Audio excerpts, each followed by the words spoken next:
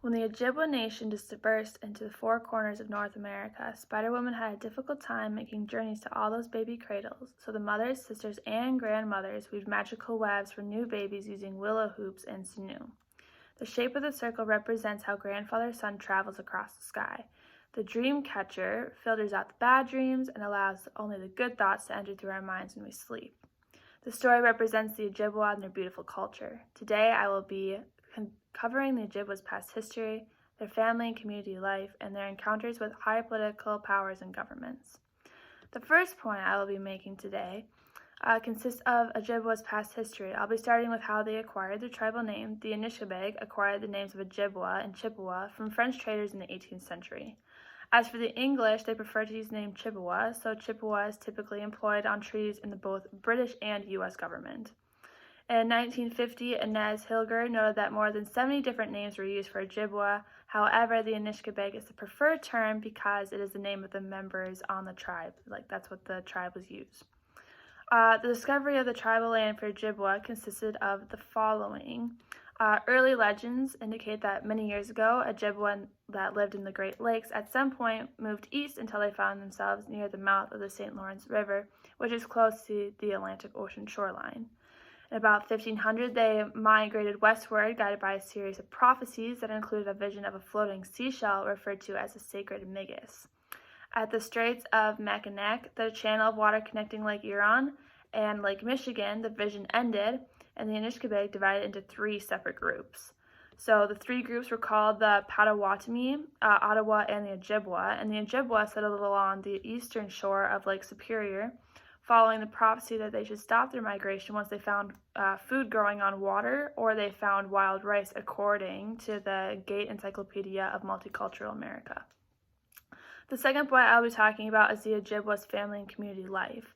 So the Ojibwa's religion is an important part of their culture, and it consists of mainly dreams. Dreams carry great significance for Ojibwa people and have traditionally been sought through fasting or purgative ceremonies. So dream catchers were once hung from the cradle boards of infants to capture good dreams and now continue to be displayed by Ojibwa and others worldwide. The name dreamer was reserved for tribal visionaries who would dream of certain powerful objects such as stones and then would go seek for those stones once they wake up from their dreams, as if they were visions.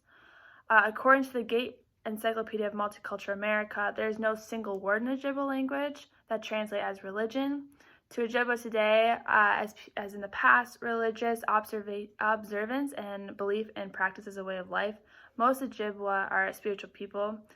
Many practice Christianity as their main religion, or many of them also practice their traditional religion in their tribe. Through the use of religion, Ojibwa people commensurate in weddings. Traditionally, young women and boys are given a marriage proposal through their parents, but today's age, their courtship is through the contemporary U.S. culture. After the engagement of weddings, the appropriate gender roles are traditionally women took care of needs of lodging, tending gardens, cooking, cleaning. Women also organized tasks and activities such as maple sugaring and wild ricing, and men were the majority, if not all, of the hunters and the protectors of the family, and they also had more of the leadership roles in their tribes. But both men and women worked cooperatively in order to do the necessary tasks every day and to successfully live their way of life. My third and final point is the involvement of higher political governments with the Ojibwa tribe. So an important aspect of Ojibwa culture was the introduction to trade and certain powers like the French. So from the text, Cultures Collide, it states, other inhabitants of Midwest, such as the Shawnee, Sauk, Fox, Kickapoo, Ho-Chunk, and Menominee, began doing business with the French during fur trades in the late 1600s, and the main fur trade was beaver pelts. Along with that trade of power, there was also treaties. So in the 1930s, Ojibwa men and women employed under the Civil Works Administration and the Civilian Conservation Corps Indian Division. To encompass the gorgeous culture of the Ojibwa, I chose to share the three main points of the Ojibwa's past history, their family and community life, and their encounters with higher political powers and governments. To conclude, I'd like to demonstrate how to properly say goodbye, as the Ojibwa tribes usually do. And they do so by taking both their hands, putting them under their armpits, and then encompassing the person they're saying goodbye to with their face. So, Goodbye.